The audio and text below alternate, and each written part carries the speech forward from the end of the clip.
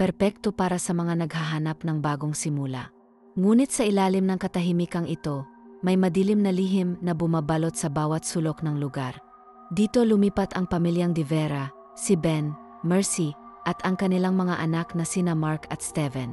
Akala nila'y nahanap na nila ang perpektong tahanan, ngunit unti-unting lumalabas ang katotohanan. May kakaiba sa kanilang mga kapitbahay. May mga matang kumikislap sa dilim. May mga aninong gumagalaw kahit walang tao. Hanggang kailan nila kayang magpanggap na wala silang nakikita? Kailan nila matatanggap ang katotohanan? At higit sa lahat, makakatakas pa ba sila o tuluyan na silang magiging bahagi ng bayan ng mga nilalang ng dilim? Maligayang pagdating sa Ibungan, kung saan walang dayuhang nakakabalik ng buhay. Ang bayan ng Ibungan ay isang tahimik at misteryosong lugar na bihirang dayuhin ng mga tagalabas. Walang nakakaalam na ang buong bayan ay pinamumugaran ng mga aswang, mga nilalang na nagkukubli sa anyo ng mga karaniwang tao sa araw ngunit nagbabagong anyo sa dilim upang maghanap ng kanilang biktima. Isang araw, lumipat sa bayan ang pamilyang De Vera, si Ben at Mercy, kasama ang kanilang mga anak na sina Mark at Steven. Inakala nilang ito na ang bagong simula na kanilang hinahanap, isang payapang buhay malayo sa maingay na lungsod. Ngunit unti-unti nilang nadarama ang kakaibang aura ng Ibungan. Ang kanilang mga kapitbahay ay tila masyadong mabait, masyadong tahimik, at may mga kilos na hindi pangkaraniwan. Habang lumilipas ang mga araw, nagsisimula ng magpakita ng senyales ng pagiging kakaiba ang mga taga-Ibungan, mga mata na kumikislap sa dilim, mga bulong sa gabi, at mga aninong gumagapang sa kanilang bubong. Nagsisimulang maglaho ang ilang hayop sa paligid, at may naririnig silang ungol ng gutom mula sa kagubatan. Isang gabi, nadiskubre ni Mark ang isang lumang diary sa kanilang bahay, pag-ari ng isang pamilyang nauna nang nanirahan doon ngunit misteryosong nawala. Doon niya nalaman ang nakakatakot na lihim ng bayan, walang sino mang dayuhan ang nakalalabas ng buhay. Ang mga bagong dating ay may dalawang kapalaran lamang, maging bahagi ng kanilang lahi o maging pagkain nila. Ngunit paano sila lalaban kung kahit ang mismong hangin sa bayan ay tila nagbabantay sa kanila? Magagawa ba nilang makatakas o matutuklasan nilang ang lahi ng mga aswang ay mas malapit sa kanila kaysa sa kanilang inaakala? Bagong simula, bagong bangungot. Madaling araw nang marating ng pamilya De Vera ang liblib na bayan ng Ibungan. Kasama ni Ben at Mercy ang kanilang dalawang anak na sina Mark, 17, at Steven 10 taong gulang pa lamang. Napagod sila sa biyahe, kaya't halos hindi na nila ininda ang malamig na simoy ng hangin na bumalot sa kanila pagdating. Ang tahimik naman dito, puna ni Mercy habang pinagmamasdan ang makakapal na ulap na bumabalot sa paligid. Ang buong bayan ay tila isang larawang kinuha mula sa isang lumang horror film. May mga bahay na gawa sa kahoy, makitid na kalye, at kakahuyang nakapaligid na animoy may itinatagong sikreto. Ngunit para kay Ben, ito na ang perpektong lugar upang magsimula muli. Isang murang bahay ang kanilang nabili, isang lumang tahanan sa gilid ng bayan. Hindi nila inisip kung bakit ito napakamura, basta't ang mahalaga ay makapagsimula sila ng bagong buhay. Ang unang gabi, pagod sa biyehe, agad na natulog si Mark at Steven sa kani-kanilang kwarto. Ngunit pagsapit ng hating gabi, nagising si Mark sa isang kakaibang tunog, tila may mga kaluskos sa labas ng bintana niya. Dahan-dahan siyang bumangon at sinilip ang labas. Sa ilalim ng liwanag ng buwan, may nakita siyang isang taong nakatayo sa gitna ng kalsada. Tila isang matandang babae na nakayuko, hindi gumagalaw. Hindi niya makita ang mukha nito, ngunit pakiramdam niya ay nakatingin ito sa kanya. Nanginginig ang kamay niyang sinara ang kurtina. Ngunit bago pa niya tuluyang maitulak ang bintana, nakita niyang gumalaw ang matanda. Dahan-dahan nitong iniangat ang ulo at sa isang iglap, naglaho ito. Mabilis na lumayo si Mark at humiga sa kama, pinipigilang huminga ng malakas. Hindi niya alam kung guni-guni lang niya iyon o totoo. Ngunit isang bagay ang sigurado, hindi siya nag-iisa sa kwartong iyon. Sa sulok ng kanyang mata, may aninong gumagapang sa kisam. Bukas na umaga, Kuya, ang lalim ng eyebags mo. Natatawang sabi ni Steven habang nag-almusal sila kinaumagahan. Di ako nakatulog, matipid na sagot ni Mark, palihim na sinisilip ang bintana. Wala na ang matanda, at tila walang sinumang nakakita rito maliban sa kanya. Nagpaalam si Ben at Mercy na pupunta sa bayan upang mamili ng gamit. Naiwan si Mark at Steven sa bahay upang magligpit. Habang nililinis ni Mark ang isang lumang estante, may natagpuan siyang isang lumang diary sa ilalim ng mga alikabok. Nang binuksan niya ang unang pahina, bumungad sa kanya ang isang pangalang hindi niya kilala. Para sa sinumang makakabasa nito, hindi kayo makakaalis ng ibungan. Napalunok si Mark. Biglang bumigat ang hangin sa loob ng bahay. Kasabay ng pagbukas ng diary, sumabay ang marahang pagkatok sa pinto. At sa labas, naroon ang matandang babaeng nakita niya kagabi. Ngayon, hindi na ito nakayuko. Ngayon, kitang-kita niya ang itim nitong mga mata at duguang ngipin. May kumakatok sa pinto. Napatigil si Mark. Nanlamig ang kanyang mga kamay habang nakatitig sa pinto. Muli, umalingaw-ngaw ang marahang pagkatok, parang sinadyang hindi nagmamadali, na tila alam nitong nasa loob siya at nagmamasid. Sa sulok ng kanyang mata, nakita niyang kumapit ng mahigpit si Steven sa kanyang braso. "Kuya, sino yan?" Bulong ng bata, nanginginig ang boses. Hindi sumagot si Mark. Dahan-dahan siyang lumapit sa pinto, sinisikap pakalmahin ang sarili. Sinilip niya sa maliit na siwang ng kahoy ang nasa labas, at doon niya muling nakita ang matandang babae. Mas malapit na ito ngayon, at mas malinaw niyang nakita ang kanyang itsura. Ang balat nitong kulubot ay natatakpan ng maitim na peklat, ang mga matay itim na walang puti, at ang bibig nitong bahagyang nakangiti ay puno ng itim at matatalim na ngipin. Bigla itong ngumiti nang makita siya. "Huwag mong basahin ang diary, Hijo," sabi ng matanda, paos at pabulong. "Kung hindi, makikita ka nila." Nanigas si Mark. Sa hindi may paliwanag na dahilan, alam niyang hindi niya dapat buksan ang pinto. Napaatras siya, sabay mabilis na hinawakan ang kamay ni Steven. "Umakyat ka sa kwarto mo. Dalian mo." "Pero kuya." "Dalian mo," sigaw niya, nanginginig. Nagsimulang kumamot sa pinto ang matanda. Kasabay nito, may narinig silang mga ungol sa labas, mga mababa, halos hayop na tunog. Sumilip si Mark sa siwang ng kahoy at nanlaki ang kanyang mga mata. Hindi lang isa ang matanda. Sa kalsada, may 5 pang nakatayo sa dilim. Lahat ay may itim na mata, lahat ay nakangiti sa kanya. Biglang lumakas ang hangin. Ang pinto ay nagsimulang umalog na parang pilit nilang binubuksan. "Mark!" sigaw ni Steven mula sa itaas. Mabilis na kumaripas ng takbo si Mark paakyat. Hindi na niya inisip kung paano isasara ng maayos ang pinto. Pagkarating sa kwarto, agad niyang nilok ang pinto at niyakap ang kapatid.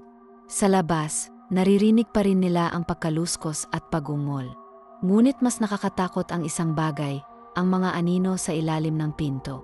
May mga anino ng paa at dahan-dahang tumataas ang aninong iyon sa dingding. Nakita ni Mark kung paano gumapang ang maitim na hugis sa dingding, papunta sa kisame, papalapit sa kanila. At doon niya naalala ang diary na naiwan niya sa baba.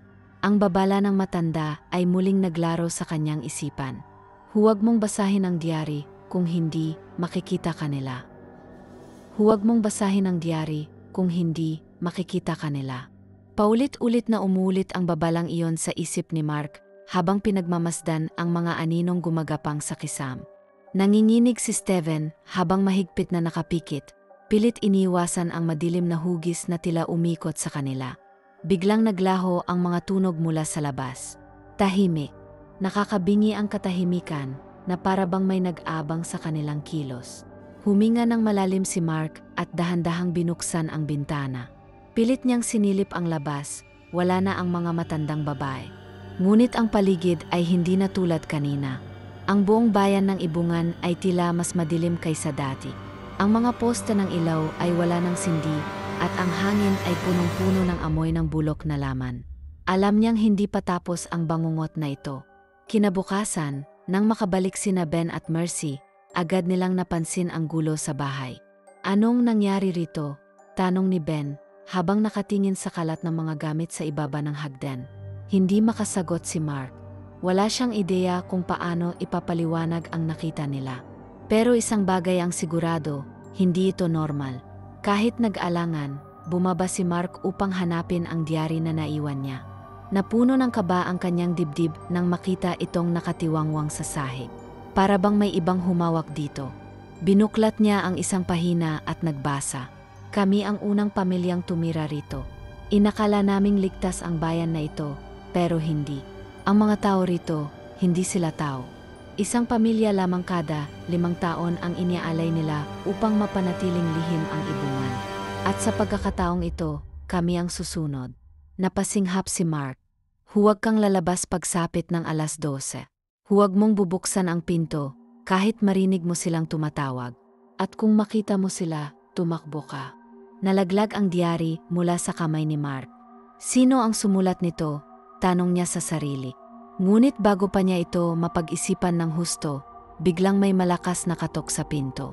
May kumatok sa pinto. Nagkatinginan sila ni Steven. Kahapon, may ganitong katok din silang narinig, at nang silipin niya, mga nilalang ang nasa labas.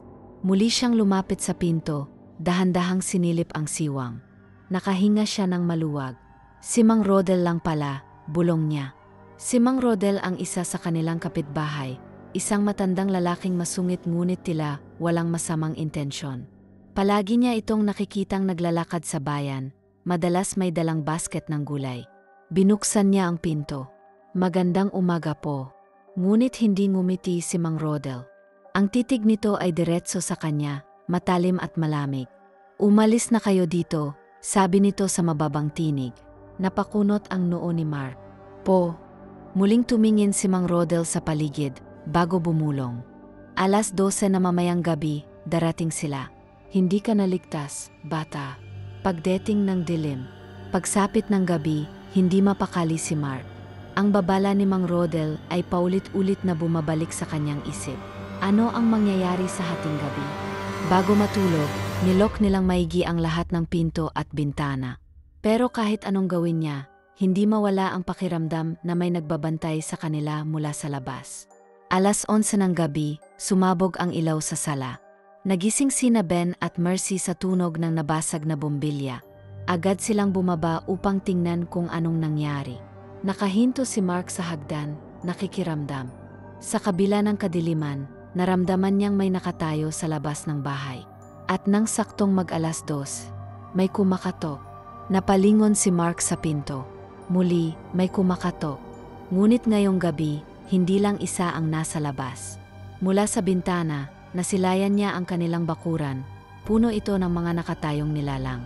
Itim ang mga mata, nakangiti, at inaabangan silang lumabas. May kumatok. Nababalot ng nakakabinging katahimikan ang bahay ng pamilya de Vera habang paulit-ulit na kumakatok ang mga nilalang sa labas. Sa ilalim ng malamlam na liwanag ng buwan, nakatayo sila sa bakuran, hindi gumagalaw, hindi kumukurap. Ang kanilang itim na mga mata ay nakatutok sa bahay, parang mga gutom na hayop na nag-aabang ng tamang sandali upang sumalakay. Si Mark ay nanatiling nakaupo sa hagdan, pinipigil ang sariling huminga ng malakas. Niyakap ni Steven ang kanyang tuhod, nanginginig. Samantala, sina Ben at Mercy ay tahimik na nakikiramdam, pilit iniisip kung paano nila maliligtas ang kanilang pamilya. Tay, mahina ngunit nanginginig na tawag ni Mark. Ano pong gagawin natin? Bago pa makasagot si Ben, bumukas ang bintana sa kusina. Isang malamig na hangin ang sumingaw papasok, kasabay ng isang anino na dumaan sa likuran ni Mercy. Napasigaw ito at napahawak sa braso ni Ben. May nasa loob Benay, sigaw ni Mark. Biglang bumukas ang mga pinto ng kabinet, bumagsak ang mga plato at baso sa sahig, at nagsimulang kumalabog ang buong bahay, parang may kung anong puwersang nagwawala sa loob. Nagmadaling hinila ni Ben ang kanyang pamilya papunta sa sala. Pilit nilang inilapit ang sarili sa isa't isa. Ngunit bago pa sila makatakbo, may kumatok. Muling bumalik ang pagkatok. Ngunit ngayon, mas malakas, mas marahas. Hindi lang pinto, kundi lahat ng parte ng bahay. May kumakatok sa dingding, sa kisame, sa mga bintana. Parang sinusubukan nilang pumasok mula sa kahit saan. Bago pa makapagdesisyon ang pamilya kung anong gagawin, isang matinis na sigaw ang pumuno sa buong bahay. Huwag kayong magpapakita sa kanila. Biglang tumigil ang lahat. Ang pagkakalabog, ang pagkatok, naglaho ito sa isang iglap. Napatingin si Mark sa direksyon ng boses, mula ito sa madilim na sulok ng bahay. At doon, nakita niyang may isang tao pala sa loob ng kanilang bahay mula pa kanina. Si Mang Rodel. Duguan ang kanyang damit, may mga gasgas ang kanyang mukha, at mukhang ilang araw nang hindi natutulog. Nanginginig ang kanyang mga kamay habang hawak ang isang maliit na bote ng langis. "Kailan pa kayo nandito?" tanong ni Ben, habol ang hininga. "Huwag na kayong magtanong.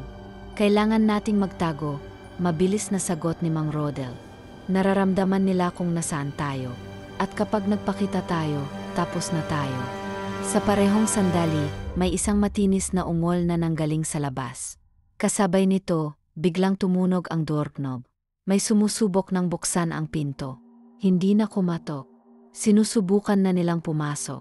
Ang kahalagahan ng diary. Muling hinawakan ni Mark ang diary ng naunang pamilyang nakatira sa kanilang bahay.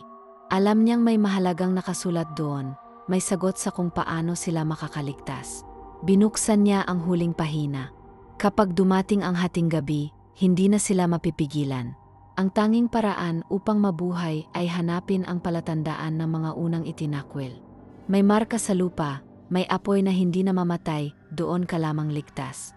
Ngunit kapag tinawag ka nila sa pangalan mo, wala nang makakapigil sa kanila. Sila ay papasok na. "Mark, bakit nanginginig ang katawan mo?" bulong ni Mercy. "May nakita ako sa diary." "Ano?" Bago pa niya masabi, biglang bumukas ang pinto. Sa isang iglap, sumambulat ang malamig na hangin. Napaatras ang lahat habang unti-unting lumitaw ang isang matangkad na anino sa may pintuan.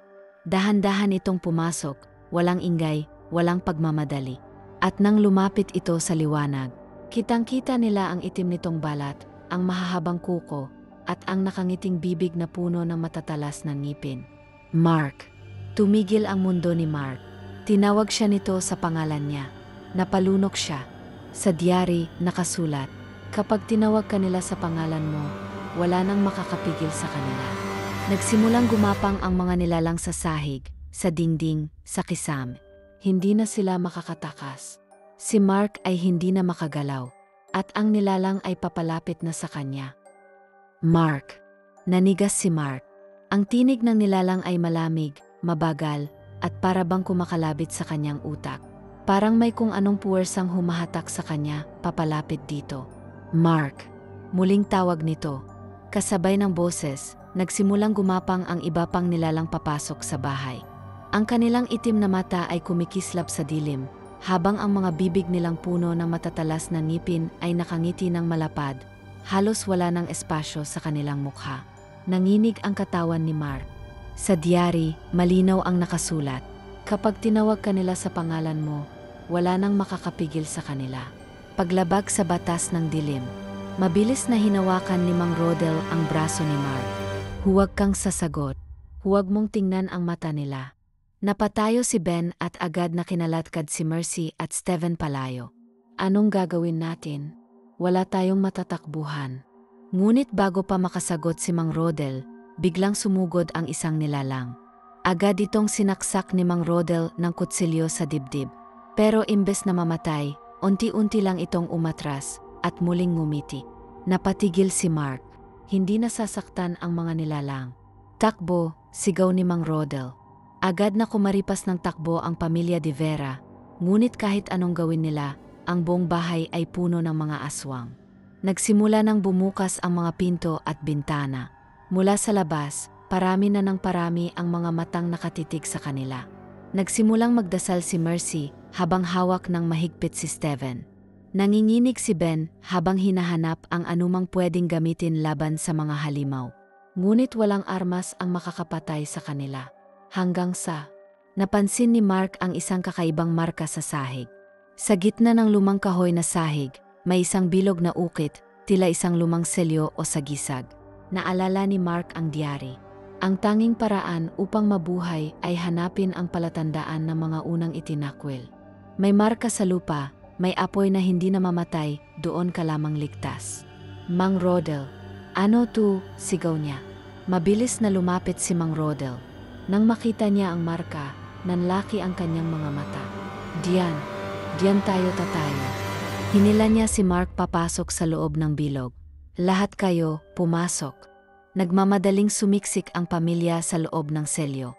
At nang ang huling paa ni Ben ay lumapat sa marka, sabay-sabay na umatras ang mga nilalang. Para silang mga sunog sa araw, agad na umatras ang mga aswang nang hindi sila makalapit sa selyo. Ang kanilang mga bibig ay bumukas sa tahimik na sigaw, ngunit hindi sila makalapit. Ang lupa sa ilalim ng bilog ay biglang nagliyab ng asul na apoy. Napaatras si Mark. Ang apoy ay hindi mainit. Hindi ito tulad ng karaniwang apoy, parang liwanag na nagmumula sa ilalim ng lupa. Anong klaseng apoy to? Bulong ni Ben. Ito ang apoy ng mga itinakwil, sagot ni Mang Rodel. Dito itinapon ang mga unang nilalang na nagtangkang ipagkanulo ang ibungan. Hindi sila makalapit dito. Huminga ng malalim si Mark. Mang Rodel, ano ba talaga ang bayan na to? Napatingin si Mang Rodel sa paligid. Tulad ng diary na nabasa mo, ang ibungan ay isang patibong. Ang mga pamilyang dumadayo rito ay hindi na nakakalabas. Isang pamilya kada 5 taon ang iniaalay upang manatiling lihim ang lugar na ito. Pero, sino ang gumagawa ng alay? Tanong ni Ben. Mabigat ang tingin ni Mang Rodel. Ang buong bayan. Nanlamig si Mark. Ibig sabihin, lahat ng kapitbahay natin. Tahimik na tumango si Mang Rodel. Lahat sila ay aswang. Habang nag-usap sila, unti-unting bumababa ang liwanag ng apoy. Nagsimula muling gumapang ang mga aswang pabalik sa kanilang direksyon. Hindi IT magtatagal, sigaw ni Mang Rodel. Kailangan nating makalayo habang may pagkakataon. Pero paano? Tanong ni Mercy. Saan tayo pupunta? Tahimik na tumingin si Mang Rodel sa kanila. May isang daan palabas ng bayan. Lumingon si Mark sa paligid. Ang buong bayan ng Ibungan ay tila isang napakalaking bibig na unti-unting isinasara ang kanilang pagtakas. Mula sa di kalayuan, isang makipot na daan sa kakahuyan ang bumukas, tila inaanyayahan silang tumakbo. Ngunit may isang problema. Puno ito ng mga aswang. Hawak ni Ben ang kamay ni Mercy. Hawak ni Mark si Steven. Sila ay isang pamilya, at kailangan nilang tumakbo para mabuhay. Takbo. Mula sa lumiliit na bilog ng asul na apoy, sabay-sabay na huminga ng malalim sina Mark, Ben, Mercy at Steven. Nakapaligid pa rin sa kanila ang mga nilalang, mga aswang na nakangiti, may matatalim na ngipin, at mata nilang punong-puno ng gutom. Sa di kalayuan, ang makipot na daan sa kakahuyan ang kanilang tanging pag-asa. Ngunit punong-puno rin ito ng mga nilalang. Kung lalabas sila sa bilog, papasukin sila ng kadiliman. Kailan tayo tatakbo? Bulong ni Mercy, nanginginig. Huminga ng malalim si Mang Rodel. Kapag sumigaw ako, tumakbo kayo ng hindi lumilingon. Lumalabo na ang apoy, sigaw ni Ben. Unti-unting nawawala ang asul na liwanag sa ilalim ng kanilang paa. Ramdam nilang malapit na silang lamunin ng kadiliman. At noon nila narinig ang pagbulong ng mga nilalang. Mark, lumapit ka sa amin. Mercy, halika na, kasama mo na kami. Steven, andito ang mga kaibigan mo. Kahit hindi nila gustong makinig, ang boses ay tumatagos sa kanilang utak. Pakiramdam ni Mark, para itong isang mahigpit na yakap na hinihigop siya palapit sa mga aswang. Kuya, bulong ni Steven. Gusto kong lumapit. Mabilis na niyakap ni Mark ang kanyang kapatid. Hindi, Steven. Hindi sila totoong tao. Magsasalita pa sana si Ben, ngunit biglang may isang matulis na kuko ang lumusot sa bilog ng apoy at dumapo sa kanyang binti. Napasigaw si Ben nang dumaloy ang matinding sakit sa kanyang katawan. Nagsisimula nang bumagsak ang proteksyon ng apoy. Wala nang oras. Tumakbo kayo, sigaw ni Mang Rodel. Agad na sumugod ang pamilya sa makipot na daan, halos madapa sa pagmamadali. Ramdam nila ang mga malamig na kamay na pilit sumusunggab sa kanila. Sa kaliwa, isang aswang ang mabilis na gumapang sa lupa. Sa kanan, isang nilalang ang tumalon mula sa puno, nakangiti habang lumalapit. Sa likod, isang napakalaking anino ang sumusunod sa kanila. Ang buong bayan ng Ibungan ay nagising upang kunin sila. Huwag kang bibitaw, Steven, sigaw ni Mark habang mahigpit na hawak ang kapatid. Malapit na tayo, sigaw ni Mang Rodel. Ngunit bago pa sila tuluyang makalayo, biglang may isang halimaw na humarang sa harapan nila. Matangkad ito, halos hindi na mukhang tao. Ang mga kamay nito ay mahaba at matutulis ang kuko. Nakayuko ito, tila inaaral ang itsura nila. At nang itinaas nito ang mukha, si Kapitan Simeon, ang hepe ng bayan. Ang taong madalas nilang nakikita sa palengke, palaging nakangiti sa kanila tuwing dumaraan sila. Ngunit ngayon, hindi na ito tao. Ang bibig nito ay lumawak, bumukas sa 3 bahagi, punong-puno ng matatalas na pangil. Walang nakakawala sa ibungan. Anong gagawin natin? Sigaw ni Mercy. Hindi sila maaring tumigil. Kung atras sila, lulunukin sila ng mga nilalang. Kung susugod naman sila, haharapin nila ang pinuno ng mga halimaw. Huminga ng malalim si Mang Rodel. Alam niyang wala ng ibang paraan. Kayo na ang tumakbo. Ako ang bahala sa kanya. Napalundag ang puso ni Mark. Mang Rodel, hindi niyo magagawa yan. Ngunit bago pa siya makapigil, humugot si Mang Rodel ng isang bote ng langis mula sa kanyang bulsa. Binuhos niya ito sa kanyang katawan at hinawakan ang isang posporo. Mas mabuti nang mamatay sa apoy kaysa maging isa sa kanila. Sa isang iglap, nagliyab ang katawan ni Mang Rodel. Napasigaw si Mercy habang si Ben ay agad na hinila ang pamilya palayo. Ang mga nilalang ay umatras, takot sa apoy na bumalot kay Mang Rodel. Ngunit bago tuluyang lamunin ng apoy ang kanyang katawan, tumalon siya kay Kapitan Simeon. Lumayas kayo rito.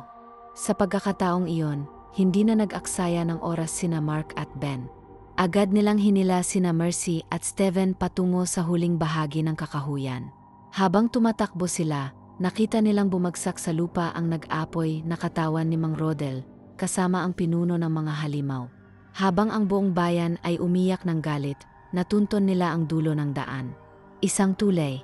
Sa kabilang dulo nito, wala nang kadiliman. Walang kakaibang hangin. Wala nang ibungan. Malapit na tayo, sigaw ni Ben. Ngunit nang saktong tatawid sila sa tulay, may malakas na boses na lumipad sa hangin. Mark, babalik ka rin. Sa isang iglap, bumalik ang lahat ng alaala. Ang mga mata sa dilim, ang diary, ang mga bulong sa hating gabi, ang lumang bayan na akala nila'y magiging tahanan nila. Hindi na sila makakabalik sa ibungan. Ngunit, ang ibungan ba ay tapos na sa kanila? Mark, babalik ka rin. Ramdam ni Mark ang malamig na hangin na sumabay sa bulong ng halimaw. Nilingon niya ang kalsadang iniwan nila. Ang bayan ng ibungan ay unti-unting lumulubog sa dilim, parang sinisipsip ng isang hindi nakikitang puwersa. Sa likod nila, si Ben ay hawak-hawak ang namumutlang si Mercy, habang si Steven ay nakayakap kay Mark, humihikbi. Kahit nakatawid na sila sa tulay, parang may isang bahagi sa kanila ang naiwan sa ibungan. Kuya, mahina at nanginginig na sabi ni Steven. Ligtas na ba tayo? Napatingin si Mark sa harapan. Sa dulo ng tulay ay isang bakanteng kalsada, tahimik, madilim, at tila hindi pa nadaanan ng tao. Walang kahit anong palatandaan kung nasaan sila. Steven, sagot ni Mark, kahit siya mismo ay hindi sigurado. Ngunit ang hindi niya alam, may aninong sumusunod sa kanila. Makalipas ang ilang oras ng paglalakad, narating nila ang isang baryo. Sa wakas, may mga ilaw, may mga tao. Walang kakaibang bulong, walang mga matang nagmamasid sa dilim. Dinala sila sa isang maliit na himpilan ng pulis. Ang hepe, isang matandang lalaki na mukhang may mabuting puso, ay hindi makapaniwala sa kanilang kwento. Wala pong bayan ng ibungan sa lugar na to, sabi ng hepe, nakakunot ang noo. Napatigil si Mark. Ano pong ibig niyong sabihin? Galing kami mismo doon. Nagpalitan ng tingin ang ilang pulis. Sa loob ng 30 taon kong panunungkulan, wala pa akong narinig na lugar na yon. Napahawak si Ben sa ulo. Impossible to, paano nangyari yon? Isang nurse ang lumapit sa kanila. Mabuti pa po, magpahinga muna kayo. Halatang pagod at na-trauma kayo sa pinagdaanan nyo. Habang nagpapahinga sila sa isang maliit na silid sa loob ng himpilan, napansin ni Mark ang isang bagay. Si Ben ay tahimik, tila malalim ang iniisip. Nanginginig ang kanyang kamay habang hawak ang isang piraso ng tela. Pa, okay ka lang? Tanong ni Mark. Dahan-dahang tinaas ni Ben ang tela. Isang sugat sa kanyang binti ang unti-unting nangingitim, ang parehong sugat na nakuha niya nang hawakan siya ng isang aswang. Huwag mong sabihin kina mama mo, bulong ni Ben. Ayokong magpanik sila. Ngunit ramdam ni Mark ang pangingilabot. Ang sugat ay hindi normal. Para itong lumalalim sa ilalim ng balat na parang may kung anong gumagapang sa loob. At sa sulok ng kanyang mata, nakita niya si Steven, tahimik, walang imik at hindi kumukurap. Parang hindi na siya ang dating kapatid na nakilala niya. Kinagabihan, hindi makatulog si Mark. Sa halip, tumingin siya sa labas ng bintana ng himpilan. Tahimik ang paligid, ngunit pakiramdam niya ay may isang presensya na hindi niya may paliwanag. Sa hindi inaasahang pagkakataon, nakita niya si Steven na nakatayo sa labas ng pinto. Steven, bulong niya. Tahimik lang ito, hindi gumagalaw. Nang bumangon siya upang lapitan ito, biglang sumara ang pinto. Nagising si Mark na humahabol ng hininga. Panaginip lang ba yon? O babalik pa sila sa bangungot? Steven. Nakaupo si Mark sa kama, pinagmamasdan ang nakatayong figura ng kanyang nakababatang kapatid sa may pinto. Hindi ito gumagalaw. Hindi ito sumasagot. Kuya, mahina nitong bulong. Tumayo si Mark at lumapit. Steven, anong ginagawa mo diyan? Sa halip na sumagot, dahan-dahang tumalikod si Steven at lumabas ng kwarto. Hoy, saan ka pupunta? Nagmadaling sinundan ni Mark ang kapatid palabas ng maliit na silid sa istasyon ng pulis. Tahimik ang buong gusali. Mas tahimik kaysa dapat. Malamig ang hangin. Ang ilaw sa pasilyo ay tila mas madilim kaysa kanina. At si Steven, naglalakad palayo sa kanya nang hindi lumilingon. Nagpatuloy si Steven palabas ng himpilan. Dinala siya ng kanyang mga paa sa gitna ng kalsadang halos walang katao-tao. Parang wala na siya sa sarili. Si Mark, na hindi na mapigilan ang kaba, ay lumapit at hinawakan ang balikat nito. Ngunit nang humarap si Steven, napaatras siya. Itim ang kanyang mga mata, kagaya ng mga nilalang sa ibungan. Steven, bulong ni Mark, nanginginig ang boses. Anong nangyayari sa'yo? Biglang bumukas ang kanyang bibig, hindi pangkaraniwan, kundi mas malapad, masyadong malaki para sa mukha ng isang tao.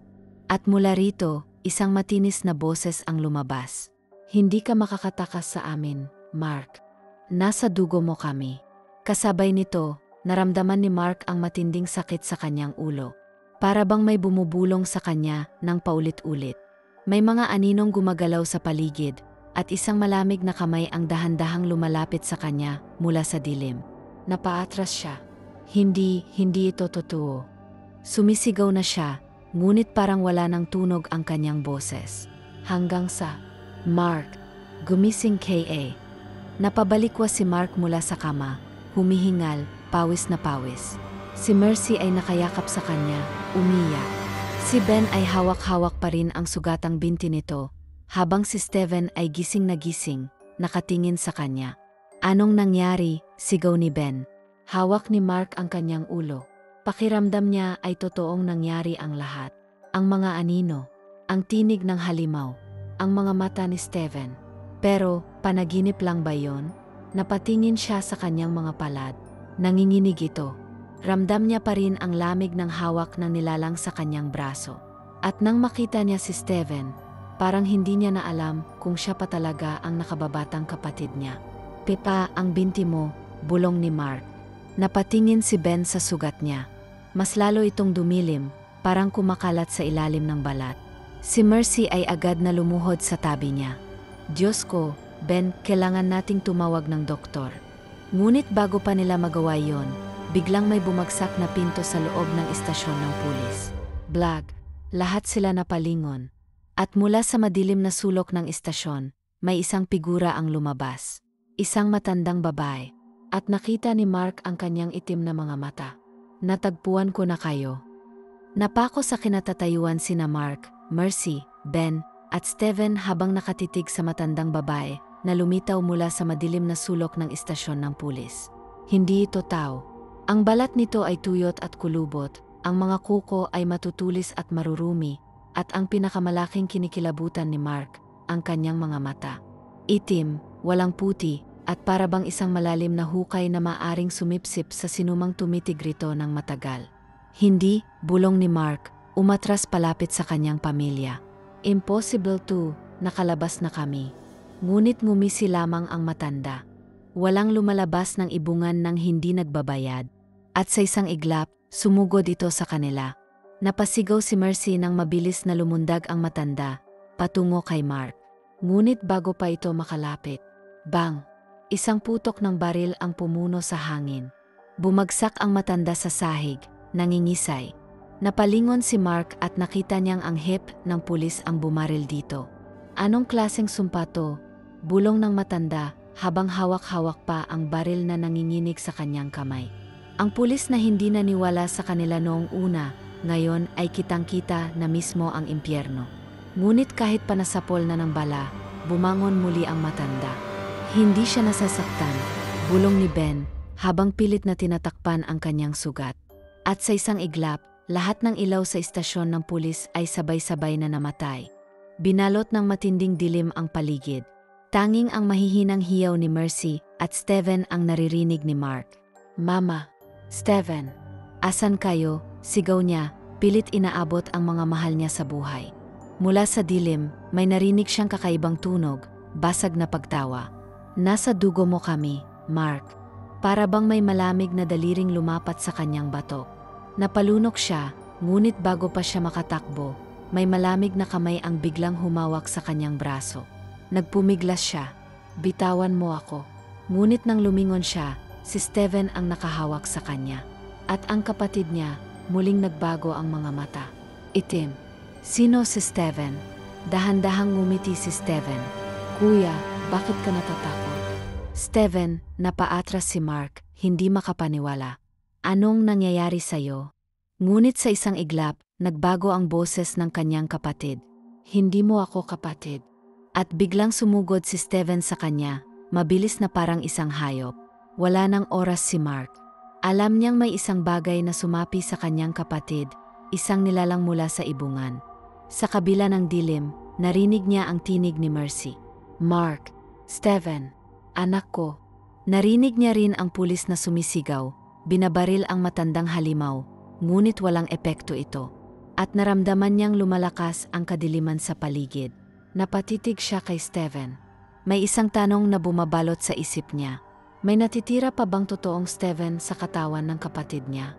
O isang halimaw na ang nakatayo sa harapan niya? Ramdam ni Mark ang panginginig ng kanyang mga kamay habang nakatitig sa itim na mga mata ni Steven. Ang nakababatang kapatid niyang minahal at pinrotektahan mula pagkabata, hindi na siya. Sa paligid nila, bumabalot ang kadiliman, isang buhay na aninong unti-unting lumalamon sa istasyon ng pulis. Sa hindi kalayuan, si Mercy ay umiyak, pilit inaabot si Steven. "Anak, Steven, anak ko, bumalik ka sa amin." Ngunit hindi siya tinignan ni Steven. Tumingin ito kay Mark at ngumiti. "Bakit ka natatakot, kuya?" Bago pa man makasagot si Mark, biglang lumundag si Steven papunta sa kanya. Matutulis ang mga daliri na parang kuko ng isang hayop. "Kuya." Mabilis na iniwas ni Mark ang kanyang katawan, dahilan para bumagsak si Steven sa sahig. Ngunit bago ito tumayo, sa ilalim ng anino, nagbago ang katawan nito. Dahan-dahan itong gumapang pabalik sa madilim na sulok. Ang itsura nito ay parang isang hayop na hindi na tao. Ang kamay nitong dating maliit ay lumaki at humaba.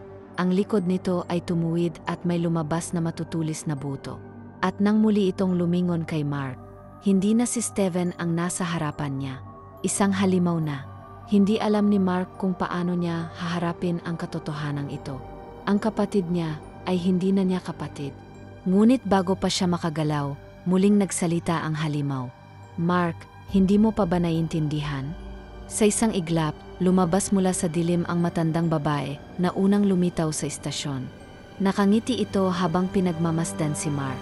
"Nasa dugo mo kami, anak." "Anong ibig mong sabihin?" Sigaw ni Mark, nanlalamig. Dahan-dahang lumapit ang matanda, ang kanyang mga kuko ay hinahaplos ang sugatang si Ben, na hindi na halos makagalaw. Ang suga sa kanyang binti ay lumawak, kumalat na ang itim na ugat sa ilalim ng kanyang balat.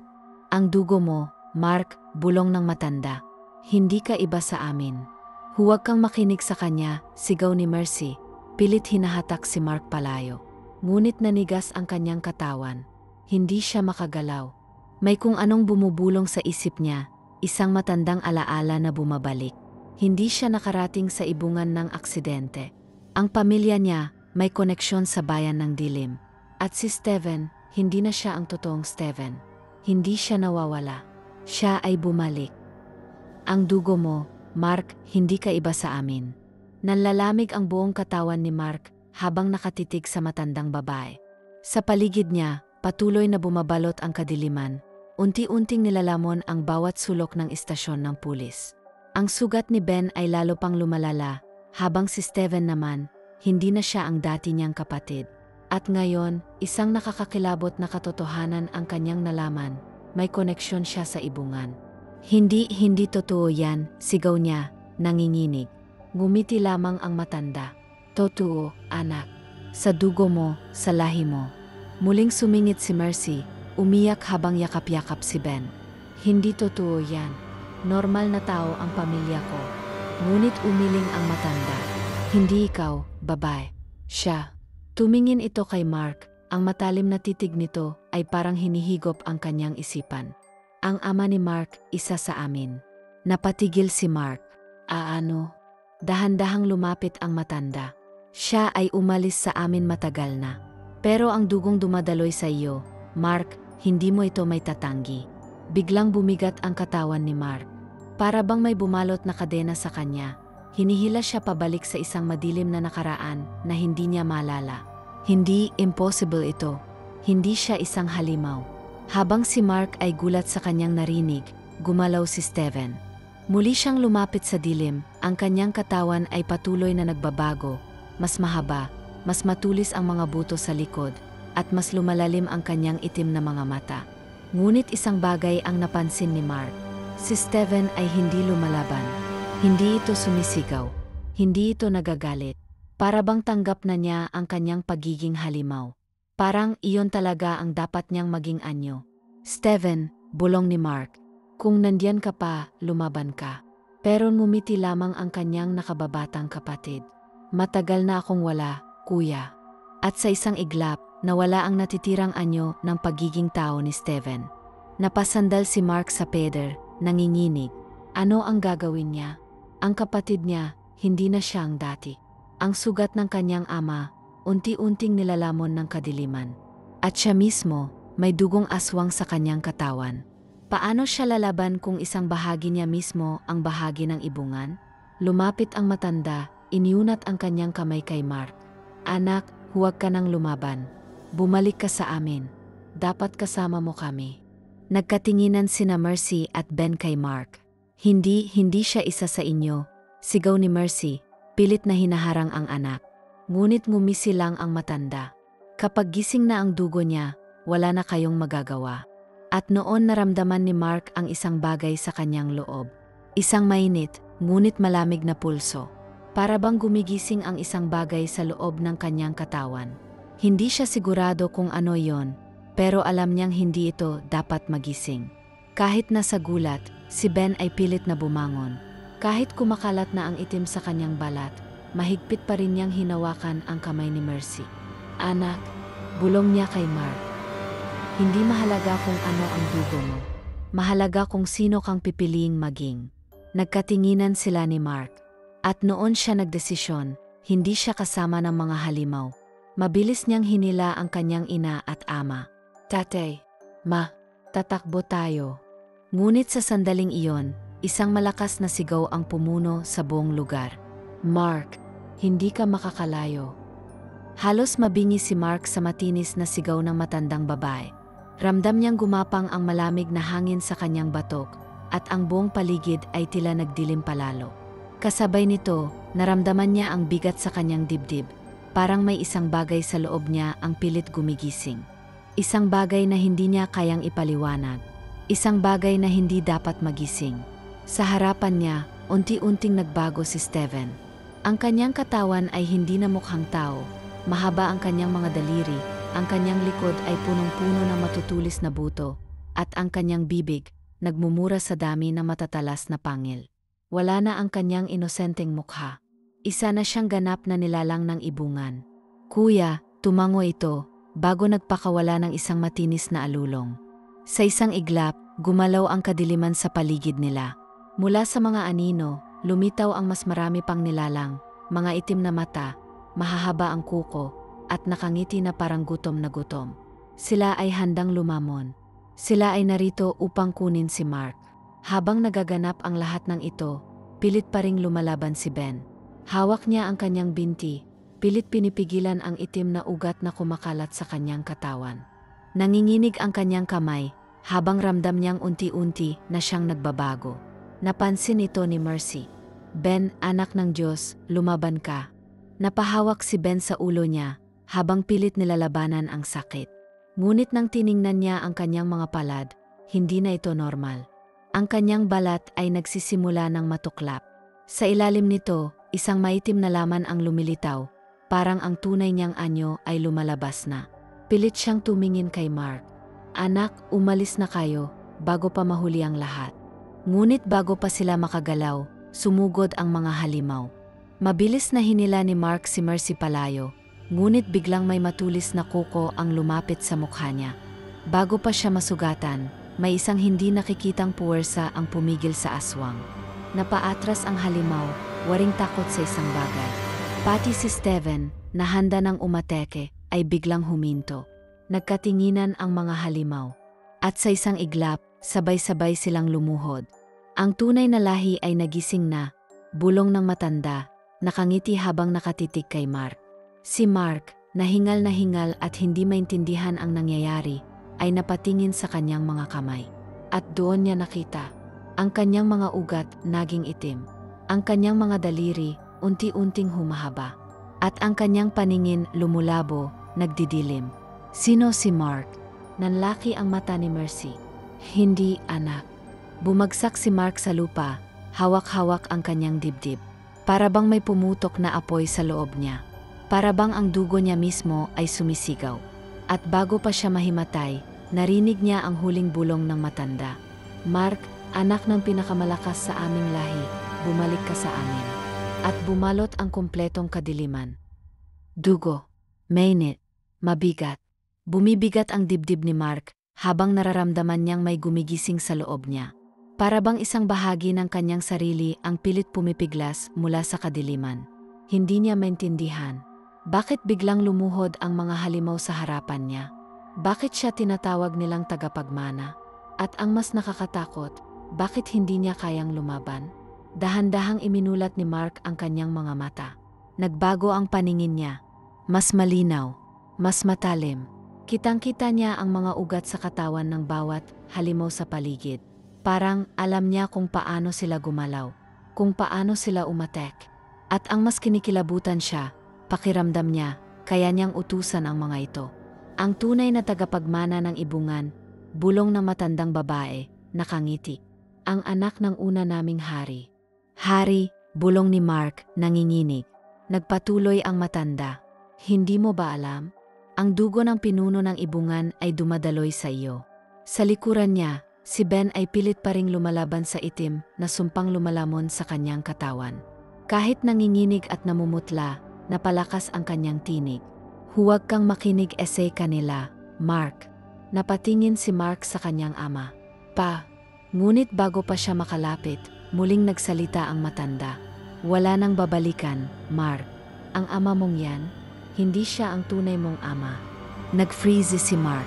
Ano? Ang tunay na pinagmulan ni Mark. Napangiti ang matanda habang naglakad palapit. Ang lalaking nagpalaki sa iyo, hindi siya ang tunay mong dugo. Nanlaki ang mga mata ni Mark. Hindi totoo yan. Ngumisi lang ang matanda. Ang tunay mong ama, siya ang dating hari ng ibungan. Napalunok si Mark. Pakiramdam niya'y lumulubog siya sa bangungot. Ang tunay mong ama ang unang nagtangkang tumakas sa ibungan, patuloy ng matanda. At bilang parusa, pinatay namin siya. Ngunit bago siya mamatay, naipasa niya sa iyo ang kanyang dugo. Kumalabog ang puso ni Mark. Kaya ka hindi nila pinapatay, kaya sila lumuhod sa harapan mo. Dahil ikaw ang tunay na tagapagmana ng ibungan. Mark, sigaw ni Mercy, hawak ang sugatang si Ben. Anak, hindi totoo yan. Huwag mong paniwalaan ang sinasabi nila. Ngunit hindi na sigurado si Mark. Ang nararamdaman niya ngayon, hindi ito normal. Hindi ito natural. Ang dugo niya mismo ang nagpapaalala sa kanya na may bahagi siya ng lugar na ito. Sa sulok ng kanyang paningin, nakita niyang nakatayo si Steven. Ang itim niyang mga mata ay nakatitig sa kanya. Walang emosyon. Wala nang natitirang pagkatao. Parang inaanyayahan siyang sumali sa kanila. At ang nakakatakot, parang gusto niyang sumama. Mark, muling bulong ni Ben. Hindi mahalaga ang dugo mo. Ang mahalaga ay kung sino kang pipiliing maging. Tumitig si Mark sa kanyang ama, ang lalaking nagpalaki sa kanya, kahit hindi niya tunay na ama. Ito ang taong nagturo sa kanya kung paano lumaban, paano magpahalaga sa pamilya. At ngayon, pinipigilan siya nitong bumalik sa halimaw na lahi na kinamumuhian nila. Ngunit kaya pa ba niyang lumaban? Nakita niya ang matanda, ang mga aswang na lumuhod sa harapan niya, ang katauhan ni Steven na tuluyan nang nawala. Naririnig niya ang bulong sa kanyang utak. Halika na, Mark, dito ka na bibilang. Ano ang gagawin niya? Halika na, Mark, dito ka na bibilang. Tila bumagal ang oras. Ang tinig ng matanda ay nag-echo sa isipan ni Mark, bumabalot sa kanyang diwa tulad ng isang masamang panaginip na hindi niya matakasan. Sa harapan niya, nakaluhod ang mga halimaw, hinihintay ang kanyang pasya. Sa kanyang likuran, naroon sina Ben at Mercy, pilit siyang inaabot, pilit siyang ibinabalik sa kanila. At sa kanyang tabi, si Steven, na tuluyan ng naging isa sa mga nilalang ng ibungan. Wala na siyang mataong emosyon, wala nang kaluluwa. Ito na ang sandali ng kanyang pagpili. Sasama ba siya sa kanyang lahi, o lalabanan niya ang dugong nagigising sa kanya? Nanginginig si Mark. Naramdaman niyang ang kanyang katawan ay hindi na kanya. Ang kanyang balat ay nagsimulang uminit. Ang kanyang pandinig ay lumakas, naririnig niya ang bawat tibok ng puso ng mga nasa paligid. Ang kanyang mga daliri ay bahagyang humaba, matatalim, parang handa ng pumatay. Ngunit higit sa lahat, ramdam niyang kaya niyang utusan ang mga halimaw sa harapan niya. Para bang itinakda siya upang mamuno. At iyon ang gusto ng matanda. Ikaw ang aming tagapagmana, Mark, bulong nito, nakangiti. Huwag mong sayangin ang dugong dumadaloy sa iyo. Pero bago pa siya makasagot, naramdaman niyang may humawak sa kanyang kamay. Si Mercy. Siya lang ang naglakas loob na lumapit, kahit napapaligiran ng mga halimaw. Nanginginig siya, ngunit matapang ang kanyang boses. Anak, lumaban ka, bulong niya. Hindi ang dugo mo ang magtatakda kung sino ka. Nag-flash sa isip ni Mark ang kanyang buong buhay. Si Ben, na kahit hindi niya tunay na ama, ay itinuring siyang anak. Si Mercy, na walang ibang inisip kundi ang kaligtasan nilang magkakapatid. Si Steven, ang kanyang bunso, na kahit nawala na, ay minahal niya ng buong puso. At biglang bumalik sa isip niya ang sinabi ni Ben. Hindi mahalaga kung ano ang dugo mo. Ang mahalaga ay kung sino kang pipiliing maging. At sa sandaling iyon, alam na niya ang sagot. Humigpit ang hawak ni Mark sa kamay ng kanyang ina. Tumingala siya, tinitigan ang matanda. Hindi AK kasama ninyo. Nanlaki ang mata ng matanda. Anong sinabi mo? Hindi kayo lahi. Muling sigaw ni Mark, habang pilit na nilalabanan ang init sa kanyang katawan. AKAY hindi halimaw. At sa isang iglap, bumalik ang normal na anyo niya. Nawala ang itim na ugat. Nawala ang nagbabadyang mga kuko. Nawala ang tawag ng kadiliman. At sa halip na lumuhod, tumayo siya ng buong tapang. Umangat ang ulo ng matanda, galit na galit. Hindi mo maaring tanggihan ang iyong lahi, Mark. Ikaw ang aming hari. Ngunit mas lalo lang siyang pinanindigan ni Mark. Mas pipiliin kong mamatay bilang tao, kaysa mabuhay bilang isa sa inyo. Nagsimulang umalulong ang mga halimaw sa paligid. Ang madilim na enerhiya sa lupa ay lumakas, parang isang puwersang sumasambulat dahil sa pagtanggi ni Mark. At doon niya nakita si Steven. Tahimik lang ito. Hindi sumisigaw. Hindi umiyak. Ngunit, may isang luha ang pumatak mula sa kanyang itim na mata. Bago pa makakilos ang matanda, biglang gumalaw si Steven. Sa unang pagkakataon, hindi siya sumunod sa utos ng matanda. Sa halip, lumapit siya kay Mark. Nanatili siyang nakatitig sa kanyang kuya, habang may luha pa ring dumadaloy sa kanyang pisngi. At saka siya nagsalita. Paumanhin, kuya. Napalunok si Mark. Steven. Ngunit bago pa siya makasagot, biglang lumundag si Steven sa matanda. At sa isang iglap, kinagat niya ito sa liig. Napasigaw ang matanda habang pilit na tinutulak palayo si Steven, ngunit mahigpit ang kapit nito. Sinimulang lamunin ng itim na enerhiya ang katawan nilang dalawa. Napasigaw si Mercy. Steven, huwag. Sinubukan ni Mark na abutin ang kapatid niya, ngunit hinarangan siya ng isang napakalakas na puwersa, ang mismong kadiliman ng ibungan. At sa huling pagkakataon, tumingin si Steven kay Mark. Ngumiti siya. Hindi na halimaw. Hindi na biktima ng ibungan, kundi isang batang nagdesisyong lumaban sa kanyang sariling sumpa. At ang kanyang huling bulong bago siya lamunin ng dilim.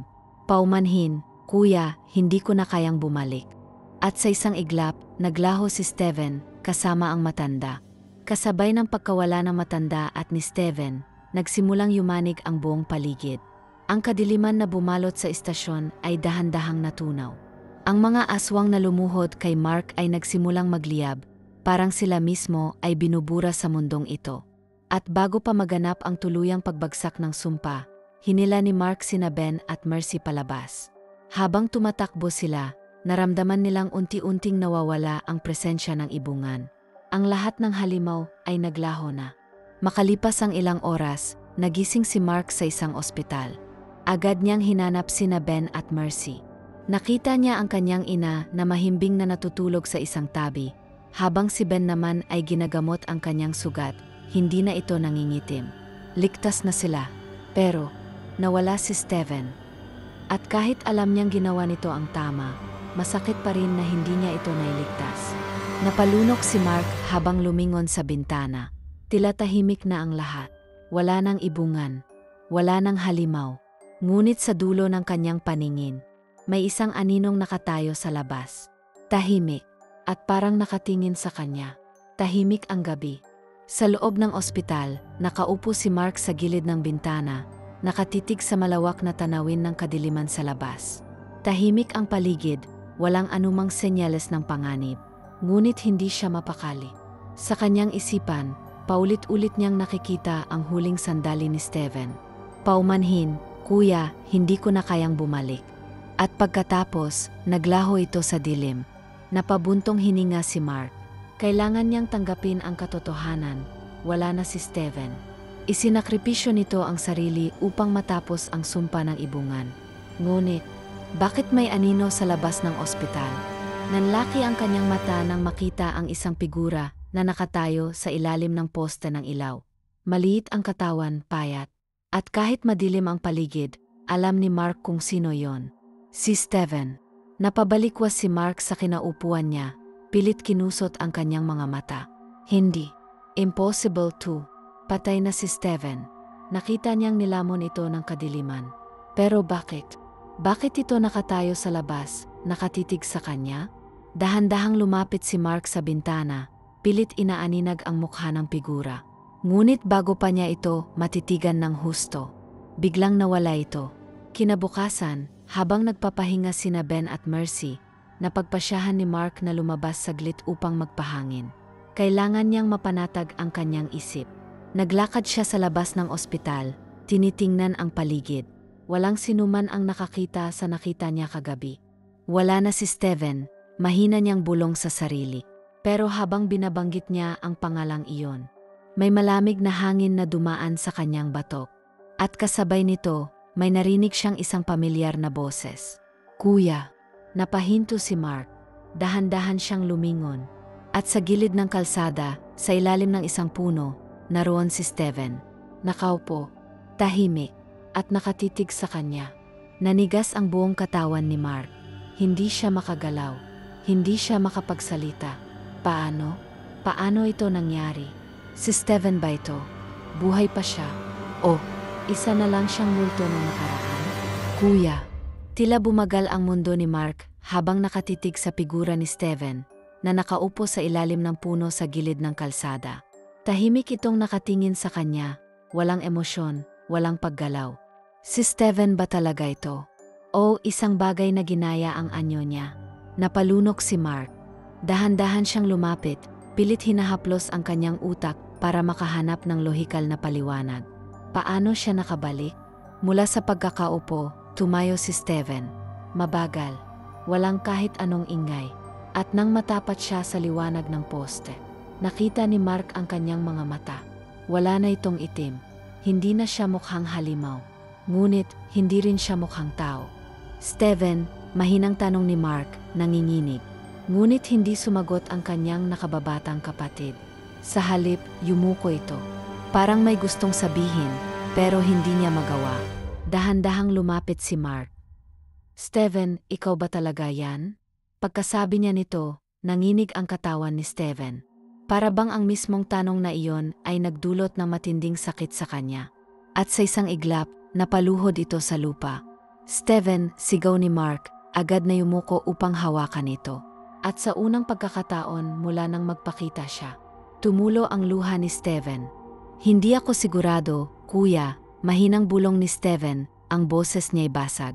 Kaya ko bang bumalik? O isa na lang akong anino? Muling bumigat ang mundo ni Mark. Ang kapatid niya, hindi sigurado kung siya pa rin ba. Ano nga ba si Steven ngayon? Isang milagro, isang multo, o isang halimaw na natutong magbalik sa anyong tao? Ngunit sa kabila ng lahat, isang bagay ang sigurado, narito si Steven. Nakahawak si Mark sa kanyang balikat. Hindi mo kailangang malaman ang sagot ngayon. Ang mahalaga, bumalik ka. Pero bago pa sila makapagpatuloy, lumakas ang hangin sa paligid. At kasabay nito, isang aninong gumalaw mula sa dilim. Napalingon si Mark. Sa isang eskinita malapit sa ospital, may isang madilim na figura ang nakatayo. Matangkad, hindi gumagalaw. At kahit hindi ito malinaw, ramdam ni Mark ang presensya nito. Isang bagay mula sa ibungan. Isang bagay na hindi patapos. Steven, bulong niya. May sumusunod sa atin. Dahan-dahang tumingala si Steven. Nang makita niya ang figura sa eskinita, napakapit siya sa braso ni Mark. Dahil alam niya kung sino iyon. At alam niyang hindi ito dapat nakabalik. Napuno ng takot ang katawan ni Mark. Sino yan, Steven? Ano yan? Mabagal na tumayo si Steven. Tumitig siya sa eskinita, sa aninong nakatayo sa dulo nito. Huminga siya ng malalim bago bumulong. Isa sa kanila. Nanlamig ang katawan ni Mark. Hindi pa tapos ang lahat. May bumalik mula sa ibungan. At ngayon, kanilang haharapin ang tunay na kabayaran ng pagtakas. May bumalik mula sa ibungan. Hindi na ito haka-haka. Hindi na ito panaginip.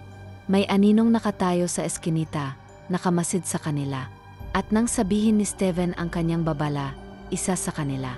Nanlalamig na tumayo si Mark. Isa sa kanila. Isa sa mga halimaw ng ibungan. Kung ganon, hindi pa tapos ang sumpa. Tahimik ang buong paligid. Tanging ang malamig na hangin lang ang dumaan sa kanilang pagitan. Si Mark ay hindi makagalaw, nakatitig lang sa anino sa eskinita. Matangkad ito, mahaba ang katawan, hindi gumagalaw. Ngunit alam niyang hindi ito normal. Dahan-dahang inabot ni Mark ang kamay ni Steven. Ano ang gagawin natin? Hindi sumagot si Steven. Nakatitig siya sa anino, hindi kumukurap, hindi humihinga. At sa isang iglap, gumalaw ito. Napalunok si Mark. Sa ilalim ng madilim na ilaw ng kalye, lumitaw ang kalahating mukha ng nilalang. Maputla ang balat, walang mata, at sa halip ng bibig, may mahahabang sugat na tila pilit tinahi. Hindi ito sumisigaw. Hindi ito umatek. Pero alam nilang hindi ito dapat narito. Steven, bulong ni Mark. Anong ibig sabihin nito? Mahina ngunit matigas ang sagot ni Steven. Hindi tayo ang mga unang nakatakas mula sa ibungan. Nanlaki ang mata ni Mark. Anong ibig mong sabihin? Tahimik lang si Steven, ngunit mahigpit ang hawak niya sa braso ni Mark.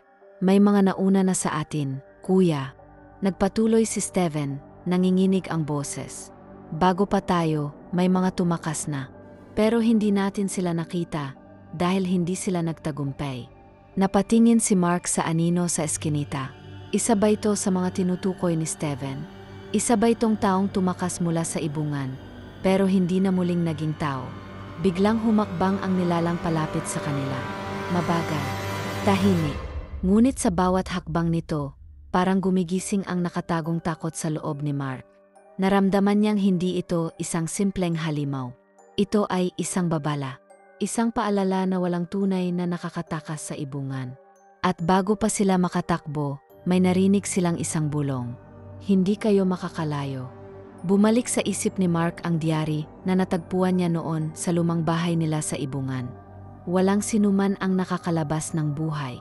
Isa lamang ang pwedeng makaalis at ang iba sila ang magiging alay. Napahigpit ang hawak ni Mark kay Steven. May nakatakas na dati pero kapalit nito may mga naiwan. At ang nilalang na nasa harapan nila, isa ito sa mga naiwan. Mark. Tumakbo, sigaw ni Steven. Sa isang iglap, lumundag ang nilalang mula sa eskinita, diretso sa kanila. Napaatras si Mark, hinila si Steven, at sabay silang tumakbo palayo. Sa likuran nila, narinig nila ang tunog ng matulis na kuko na lumalanding sa semento. Naghahabol ito. Mas mabilis ito, mas malakas, at mas galit, dahil alam nitong hindi dapat sila nakatakas. Habang tumatakbo, biglang huminto si Steven at hinawakan ang kamay ni Mark. Kailangan nating harapin ito, kuya, bulong niya. Hindi tayo pwedeng tumakbo habang buhay. Pero paano nila lalabanan ang isang nilalang na hindi na dapat narito? At mas mahalaga, ano ang tunay na kabayaran ng kanilang pagtakas mula sa ibungan? Dahil kung tama ang iniisip ni Mark, maaring sila naman ang susunod na alay. Hindi kayo makakalayo. Ang malamig na tinig ng nilalang ay tila pumuno sa buong paligid. Hindi ito sumisigaw. Hindi ito nagmamadali. Pero sa bawat hakbang nito, pakiramdam ni Mark ay papalapit sila sa isang bagay na hindi na nila matatakasan. Sa tabi niya, mahigpit na nakahawak si Steven sa kanyang braso. Hindi ito nagsasalita, pero ramdam niya ang panginginig nito. Sa loob-loob ni Mark, isang tanong lang ang umikot sa kanyang isip. Ano talaga ang bumalik mula sa ibungan? Habang mabilis silang tumatakbo palayo sa eskinita, naramdaman nilang hindi na lang isang nilalang ang sumusunod sa kanila. Sa likuran nila, may mga mabibilis na anino na gumagalaw sa bawat sulok ng kalsada. Mas marami pa sila. Hindi lang isa ang bumalik. Marami. Steven. Sigaw ni Mark. Ilan sila? Hindi ko alam. Sagot ni Steven, nanginginig. Pero, hindi sila mga aswang. Napahinto si Mark. Ano? Hindi mga aswang? Kung ganon, ano sila? Sa isang iglap, huminto rin ang mga anino. Nagbalot ng katahimikan ang paligid. Si Mark at Steven ay parehong habol ang hininga, nakatingin sa grupo ng mga nilalang sa harapan nila.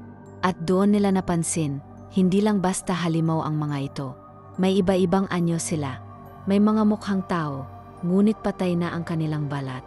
May iba na may suga sa lig, sa dibdib, sa braso, parang mga nilalang na pinahirapan bago sila naging ganito.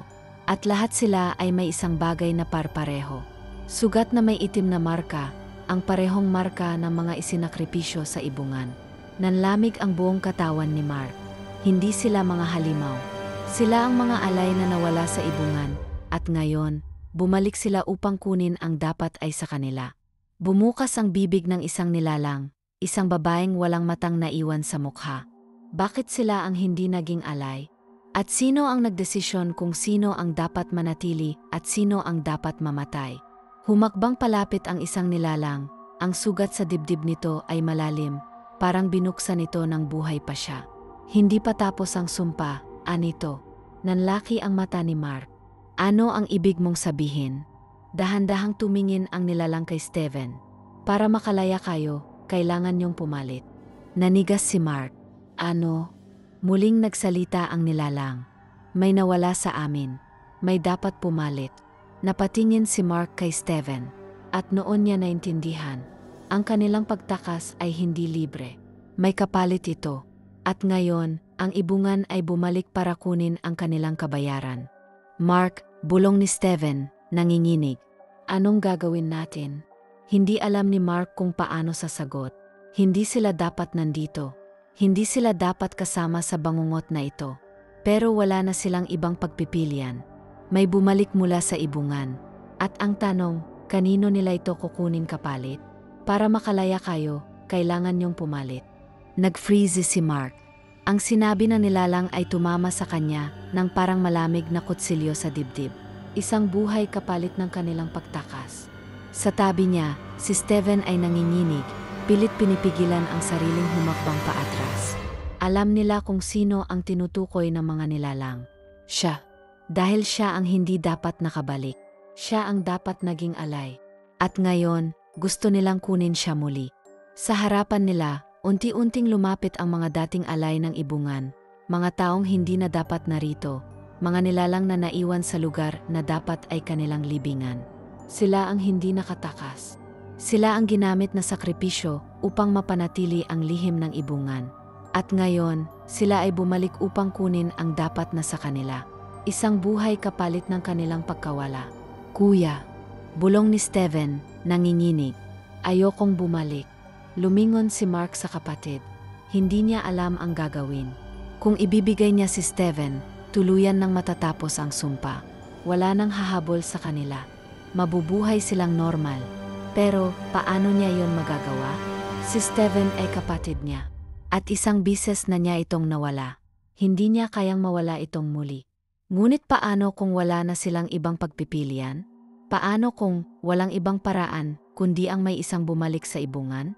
Ang isa sa mga nilalang, ang babaeng wala ng mata, ay muling lumapit. Isa lang ang kailangan, anito. Isa sa inyo o pareho kayong mawawala. Napasinghap si Mark. Anong ibig mong sabihin? Ngumiti ang nilalang, nakakatakot at walang emosyon. Kung hindi kayo papayag, kukunin namin kayong dalawa. Kuya, muling bulong ni Steven, nanginginig. Ano ang gagawin natin? Mabilis na tumakbo ang isip ni Mark. Paano sila lalaban kung ang kalaban nila ay hindi isang halimaw, kundi mga multo ng nakaraan? Paano sila makakatakas sa isang bagay na hindi nila nakikita? At higit sa lahat, paano niya isasakripisyo ang isang taong mahal niya? Biglang humigpit ang hawak ni Steven sa kanyang braso. Kuya, bulong nito. Kung walang ibang paraan, ako na lang.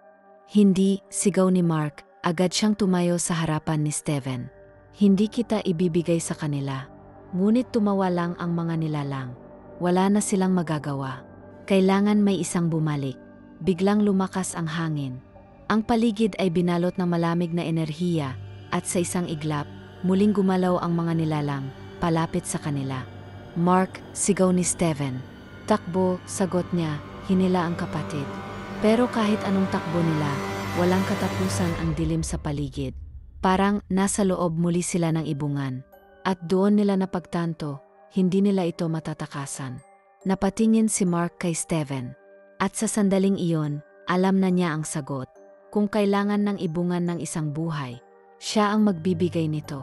Kung kailangan ng ibungan ng isang buhay, ako na lang. Nanigas si Steven sa sinabi ni Mark.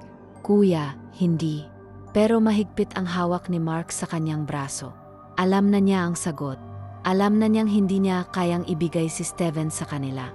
Hindi na niya hahayaang mawala ang kapatid niya, kahit kapalit ng sarili niyang buhay. Sa harapan nila, ang mga dating alay ng ibungan ay naghintay. Tahimik, walang reaksyon. Alam nilang isa sa kanila ang pipiliing bumalik. Dahan-dahang humakbang si Mark. Tatapusin ko na ito. Ngunit bago pa siya makalapit sa mga nilalang, mahigpit siyang hinawakan ni Steven. Kuya, huwag, bulong nito. Nagpanting ang tenga ni Mark. Hindi na ito tungkol sa gusto nila. Hinding-hindi kita ibibigay sa kanila, Steven, sagot niya. Ngunit nang tiningnan niya ito, tumulo ang luha ni Steven.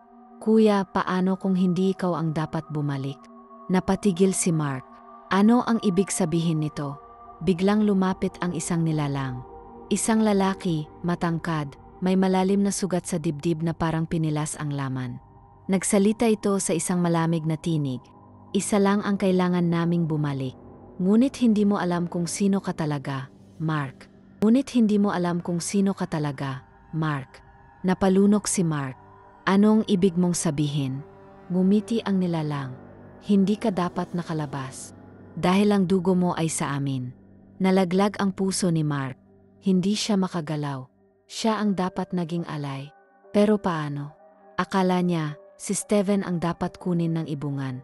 Ngunit ngayon, ang mga nilalang mismo ang nagsasabi, siya talaga ang piniling alay. At bigla niyang naalala ang sinabi ng matandang babae noon. Ikaw ang tagapagmana ng ibungan. Nasa dugo mo ang kadiliman. ikaw ang dapat manatili. Kuya, hindi mo kailangang bumalik, umiyak si Steven. May paraan pa. Ngunit ngumiti lang si Mark. Hinawakan niya ang mukha ng kanyang kapatid, ang batang sinumpaang protektahan niya. Ito ang huling bises na makikita niya ito. Dahil may desisyon na siyang gagawin. Lumapit siya sa nilalang at bumulong. Sek, kunin niyo ako. Sa sandaling iyon, bumukas ang hangin sa paligid. Ang buong mundo ay parang lumabo, at sa isang iglap, isang napakalakas na puwersa ang humatak kay Mark patungo sa kadiliman. Kuya, sigaw ni Steven, pilit siyang inaabot. Pero mabilis siyang nilamon ng ibungan. At sa isang iglap, tahimik na ang lahat. Tumigil ang hangin. Tumigil ang mga anino. At nang muling tumingala si Steven, wala na si Mark. Si Steven ay nanatiling nakaluhod sa lupa, umiyak. Tahimik lang ang mga dating alay ng ibungan. Parang natapos na ang kanilang paghihintay. Dahan-dahan silang umatras, lumulubog pabalik sa anino, hanggang sa wala nang natira. Wala nang ibungan, wala nang nilalang. Ngunit wala na rin si Mark. Makalipas ang 3 araw, nagising si Steven sa ospital. Tahimik ang paligid, wala na ang kadiliman. Sa tabi niya, si Mercy at Ben ay umiyak, mahigpit siyang yakap. Ligtas na sila. Pero kahit anong yakap nila sa kanya, alam niyang hindi na buo ang kanilang pamilya. Wala na si Mark, at wala na siyang nagawa para pigilan ito. Makalipas ang 1 linggo, nakabalik na sila sa normal nilang buhay. Tahimik si Steven, pero gabi-gabi, tumitingin siya sa bintana. Hinihintay niyang bumalik si Mark. Hinihintay niyang bumalik ang aninong kumukuha ng mga alay. Ngunit wala. Hanggang isang gabi, habang nakaupo siya sa kama, biglang bumukas ang bintana dahil sa hangin. At sa gilid ng kanyang mata, may isang anino na nakatayo sa kalsada. Kuya. Tahimik na tumingin si Steven sa labas ng kanyang bintana. Sa ilalim ng mahinang ilaw ng poste sa kalsada, may isang figura na nakatayo. Payat ang katawan, pamilyar ang taas. Siya ito, si Mark. Napalunok si Steven, agad na bumangon mula sa kama. Ma, sigaw niya, tinatawag sina Ben at Mercy. Ngunit walang sumagot. Tahimik ang buong bahay. Ang hangin ay malamig. Masyadong malamig. Dahan-dahan siyang lumapit sa bintana. Si Mark ay hindi gumagalaw. Hindi ito kumikibo, hindi ito nagsasalita. At sa kabila ng distansya, pakiramdam ni Steven na siya ay tinitingnan nito ng direkta sa mata. Kuya, mahinang bulong ni Steven. Muli niyang tinignan ang anino. Pero may isang bagay na kakaiba. Hindi ito normal. Ang katawan ni Mark ay bahagyang nakalutang. Ang kanyang anino ay hindi sumusunod sa ilaw ng poste. At sa ilalim ng kanyang mga mata, may manipis na guhit ng itim na luha. Nagpanik si Steven. Buhay ba si Mark? O isa na siyang bahagi ng ibungan? Bigla siyang lumabas ng kwarto, humahangos pababa ng hagdanan. Hindi niya inisip kung anong pwedeng mangyari. Ang gusto lang niya ay makita ng mas malapit ang kanyang kuya. Binuksan niya ang pinto. At nang humakbang siya palabas, tumigil ang mundo. Dahil nawala si Mark. Napalingalinga si Steven. Kuya, sigaw niya, pero walang sagot. Tumingin siya sa lupa. May naiwang bakas ng paa, pero hindi normal. Para silang bahagyang nakaangat sa lupa. At nang muling umihip ang hangin, may narinig siyang isang mahina, pabulong na tinig. Steven, huwag mong kalimutan kung sino ako. Napakapit si Steven sa kanyang dibdib, pilit kinakalma ang sarili. Alam niya ang sagot. Alam niyang hindi na ordinaryong tao si Mark. Ngunit hindi rin siya isang halimaw. Siya ay nasa pagitan ng dalawang mundo. At ngayong gabi, bumalik siya upang magpaalala. Sa loob ng mahabang panahon, inakala nilang tapos na ang lahat. Ngunit ngayong gabi, isang anino ang nagpakita. Isang aninong hindi tuluyang nawala. At isang babala na hindi sila tuluyang nakawala mula sa sumpa ng ibungan. Dahil minsan, ang tunay na alay ay ang naiwan sa gitna ng dilim at liwanag. Wakas.